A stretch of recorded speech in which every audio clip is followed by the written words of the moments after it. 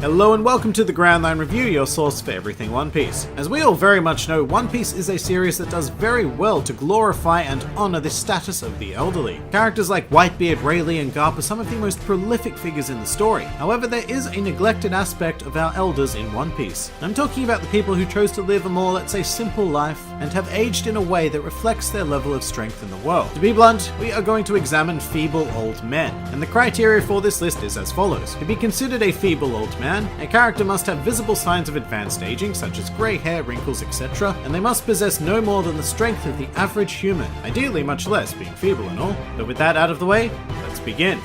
Welcome to the top 5 feeble old men in One Piece. Number 5. Toto.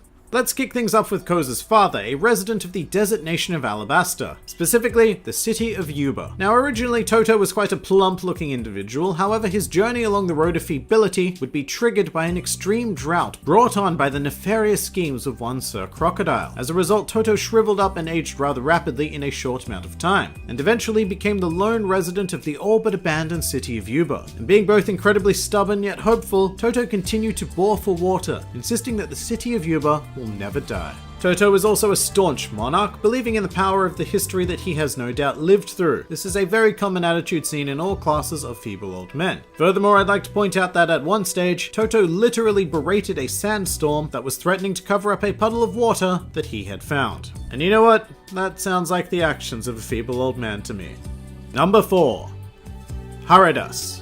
Let's continue proceedings with Nami's time-skip tutor who resides on the sky island of Weatheria. Haradas is best visually characterized by what I would describe as wizard chic, sporting a full-on Gandalf beard, a set of vibrant robes, and your stock standard wizard hat. Wizard hat?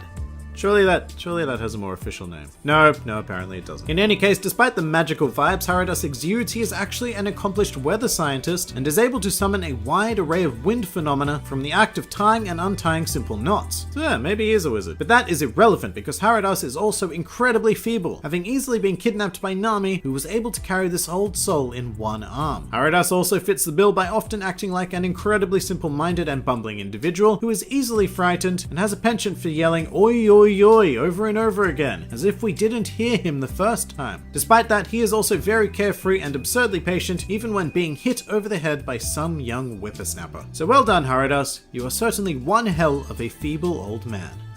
Number 3. Mayor Boodle. Much like Toto, Boodle is a relic of the past who has a deep love for his home and possesses an iron will to see its protection. As such, Boodle willingly prepared for battle after Orangetown had been taken over by a mad clown. Although being a feeble old man, Luffy was easily able to prevent him from going into combat. Because remember that one time Luffy smashed a helpless old man's face into a wall? He didn't restrain him, he didn't punch him, he just smashed him into a wall.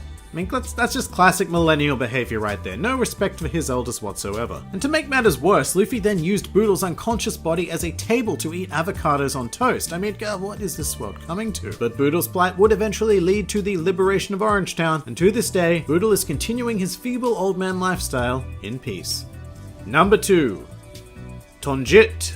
While previous contenders on this list have been fairly honorable and mentally lucid characters, we now move to Tonjit. Back in his prime, or I guess the word prime is a bit of a stretch, back in his slightly less feeble days, Tonjit had one goal in mind, and that was to break the world record for something or other to do with standing on stilts. Unfortunately, Tonjit chose bamboo for his stilts, which grew at such an incredible rate that soon enough Tonjit was unable to get down. As his stilts grew taller and taller, Tonjit grew feebler and feebler until he was quote-unquote rescued by the Straw Hats. And as we got to know him, it became clear that Tonjit was one of the more senile members of society that we have ever met in the series, with a train of thought that often branches off, crashes, burns, and sometimes believe that it's actually driving a hovercraft rather than a train. And as a result, Tonjit absolutely deserves his place here, but there is still one feeble old man in need of recognition.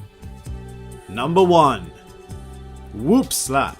As the mayor of Fuchsia Village, Whoop Slap is the ultimate that the world of feeble old men has to offer. As a man who once proudly sported a Rastafarian hat, Whoop Slap used to be with it, but then they changed what it was. Nowadays, Whoopslap is a grand master of the feeble arts, which is evidenced by his ceremonial cane and unparalleled ability to criticize those younger than him. To be fair, as a peaceful man, Whoopslap has witnessed notorious criminals such as Luffy, Dragon, Ace, and Sabo spring up from his home, but hey, the rest of Future Village loves this. So this old codger just needs to get with the times and realize that pirates and revolutions are all the rage these days. With that said, deep down Whoopslap does have a heart, and he cares greatly for all of the aforementioned characters. Except Dragon, maybe. We really don't know what he thinks about Dragon. To top everything off, Whoopslap even has his own familiar in the form of Makino, also known as the only person in the village willing to listen to him, which is just the epitome of feeble. In fact, if we look up the dictionary definition of feeble old man, and look, yep, there's Whoopslap. And I think with that, it's pretty conclusive that Whoopslap deserves the honor of number 1.